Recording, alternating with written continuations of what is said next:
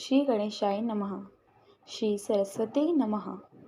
श्री माता पिता चरण कमलेभ्यो नमः। श्री गुरु चरण कमलेभ्यो नमः। राधे मेरी स्वामिनी, मैं राधे जी की दासी, जन्म जन्म मोहि दीजियो श्री वृंदावन को वास। जैसा कि आप सभी जानते हैं कि अब आज कार्तिक माह का छठा दिन है। इस छठे दिन के अवसर पर मैं आपको आज छठे अध्याय का श्रवण कराने जा रही हूँ। आप सभी भक्तों को राधे राधे, जय श्री कृष्ण। तो छठा अध्याय कुछ इस प्रकार है। श्री ब्रह्मा जी के मुख से पांचवें अध्याय की कथा सुनकर नारद जी गदगद हो गए और नतमस्तक प्रणाम करके विनम्र भाव से बोले कि हे पितामह, अब कृपा करके कार्तिक मास के महात्म्य का विधि पूर्वक वर्णन कीजिए। नारद जी के मुख से विनती सुनकर ब्रह्मा जी बोले कि हे पुत्र, तुम बहुत सज्जन हो, जो मृत्यु लोक के निवासियों के भले के निमित्त ऐसे ऐसे प्रश्न करते हो। सो आज मैं तुम्हें ऐसी कथा कहता हूँ जिसके पढ़ने और सुनने से समस्त पापों का नाश हो जाता है। सूत जी नैमिषारण्य तीर्थ पर समस्त ऋषि मुनियों से बोले कि तब नारद जी से ब्रह्मा जी ने कहा, हे नारद, साधु संत का सत्संग अति पावन और दुर्लभ होता है। यह सांसारिक भय को दूर कर देता है और ज्ञानी ध्यानियों को मोक्ष प्रदान करता है। जिसकी जैसी कामना होती है उसकी कामना पूरी हो जाती है। जिस प्रकार श्री गंगा जी पापों को धो देती है और सूर्य पापों को भस्म कर देता है, उसी प्रकार चंद्रमा ताप को दूर कर देता है और कल्प वृक्ष दरिद्रता का नाश कर देता है। उसी प्रकार संत समागम पाप, ताप तथा दीनता तीनों को ही नष्ट कर देता है।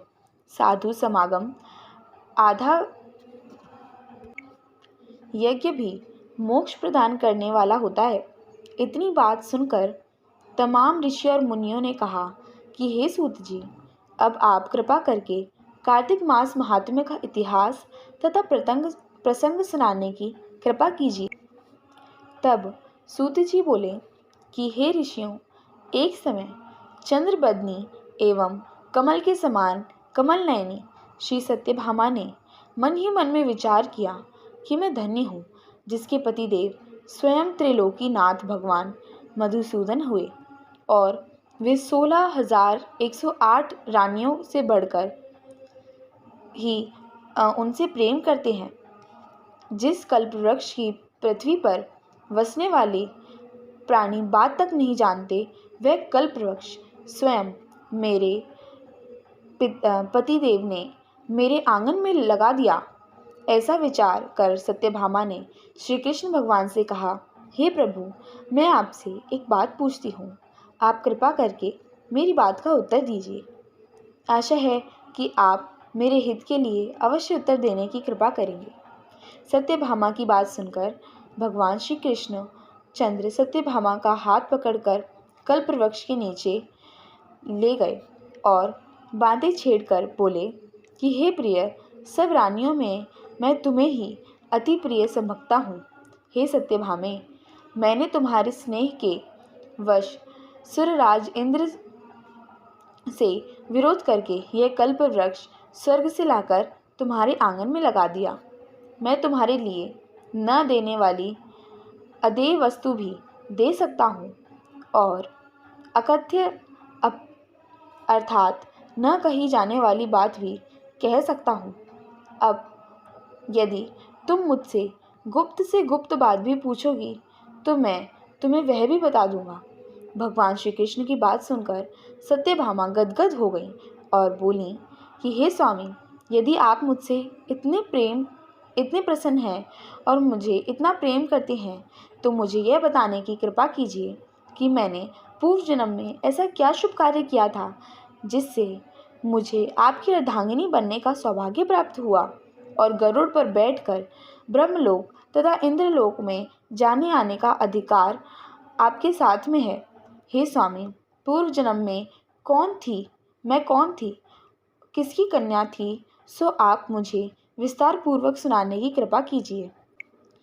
सत्यभामा की यह बात सुनकर भगवान श्री कृष्ण जी मुस्कुराकर बोले कि हे सत्यभामे, मैं तुमको समस्त वृतांत विस्तार पूर्वक सुनाता हूँ, सो तुम एकाग्र चित्त होकर सुनो।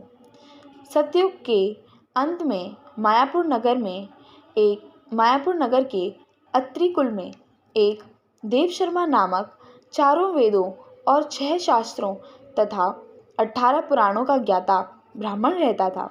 वह श्री सूर्य नारायण का अनन्य भक्त था और रात दिन अतिथियों की सेवा में लगा रहता था। उसके कोई संतान नहीं थी।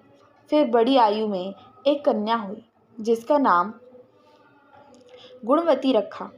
देवशर्मा ने अपने शिष्य, जिसका नाम चंद्र प्रकाश था, उसके साथ अपनी कन्या गुणवती का विवाह संस्कार कर दिया।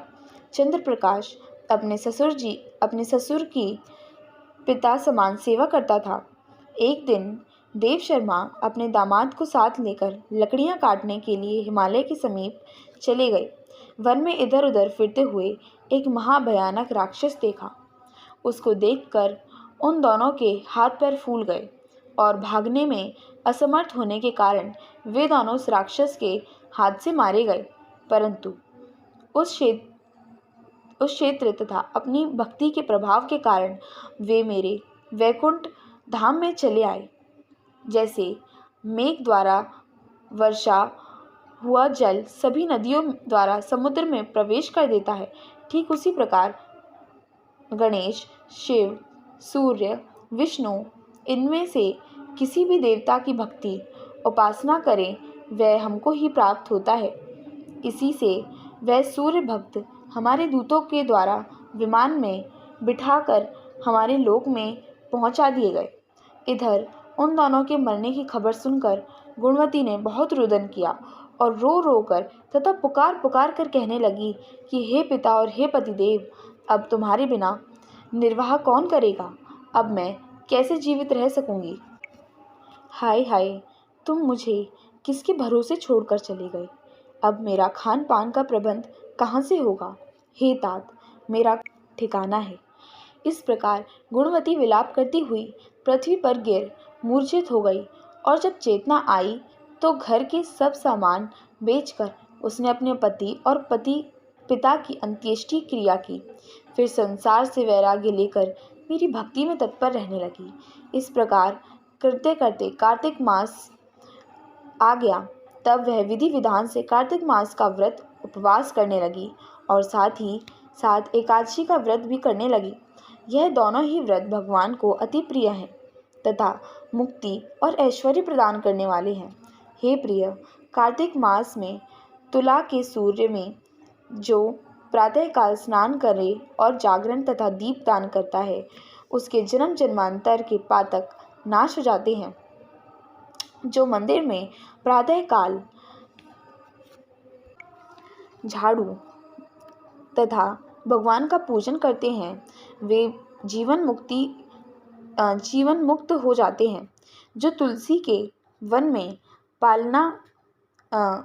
की पालना करते हैं, वे फिर इस संसार में जन्म नहीं लेते। एक दिन गुणवती ज्वर से पीड़ित हो गई और असहनीय पीड़ा में दुर्लभ शरीर होते हुए वह गंगा स्नान को कष्ट सहते हुए गई। अतएव स्नान करने को गंगा जी में प्रवेश करते ही मारे शीत के उसका सारा शरीर थर थर कांपने लगा और वह शिथिल होकर वहीं गिर पड़ी। उसी समय विष्णु भगवान के दूत सुंदर विमान लेकर आए और उसे उस विमान में बिठाकर विष्णु लोक में ले गए। यह सब कार्तिक के व्रत का ही प्रभाव था। फिर त्रेता युग के पश्चात द्वापर युग आया तो पृथ्वी पर कंस जैसे दैत्यों ने उत्पात किया। उस समय ब्रह्मा आदि समस्त देवताओं द्वारा प्रार्थना किए जाने पर इस पृथ्वी का भार उतारने को मैंने कृष्ण अवतार धारण किया। उस समय जितने भी हमारे विष्णु गण थे, वे सब मेरे अवतार के साथ ही यादवों के रूप में ग्वाल बाल होकर पृथ्वी पर अवतरे। देव शर्मा, जो तुम्हारा पिता था, वह भी पृथ्वी पर अवतरित हुआ तो इस जन्म में देव शर्मा का नाम शत्राजित हुआ और चंद्र प्रकाश शर्मा पृथ्वी पर जन्म धारण करके इस जन्म में अक्रूर जी हुए। तुम उस जन्म में गुणवती थीं और अब तुम ही इस पृथ्वी पर जन्म धारण कर सत्यभामा हुई। कार्तिक के व्रत के प्रभाव से ही तुम हमारी प्रिय हुई हो। तुमने आजन्म तुलसी के वृक्ष को सींच कर उसका पालन किया। इससे तुम्हारे आंगन में कल्प वृक्ष है और कार्तिक मास में जो तुमने दीपदान किया, इसी से तुम्हारे घर में लक्ष्मी का प्रकाश है। कार्तिक मास में व्रत आदि करके तुमने जो काया कष्ट सहन की, उसी से तुम मेरी अर्धांगिनी हुई हो। जो कोई कार्तिक मास में व्रत आदि करता है, वह भक्त मुझे तुम्हारे ही समान प्रिय होता है। हे प्रिय, अन्य दूसरे जप तप यज्ञ दान आदि कार्तिक मास की 16वीं कला के बराबर भी नहीं होते। इति 6वां अध्याय समाप्त। यदि आपको हमारी वीडियो अच्छी लगी हो तो लाइक करना ना भूलें। यदि आपने हमारे चैनल को अभी तक सब्सक्राइब नहीं किया है तो कृपया कर दीजिए और हमारी वीडियो अपने मित्रों और सखाओं के साथ भी शेयर कीजिए ताकि वह भी कार्तिक मास के महात्म्य का लाभ उठा सकें। धन्यवाद। जय श्री राधे, जय श्री कृष्णा।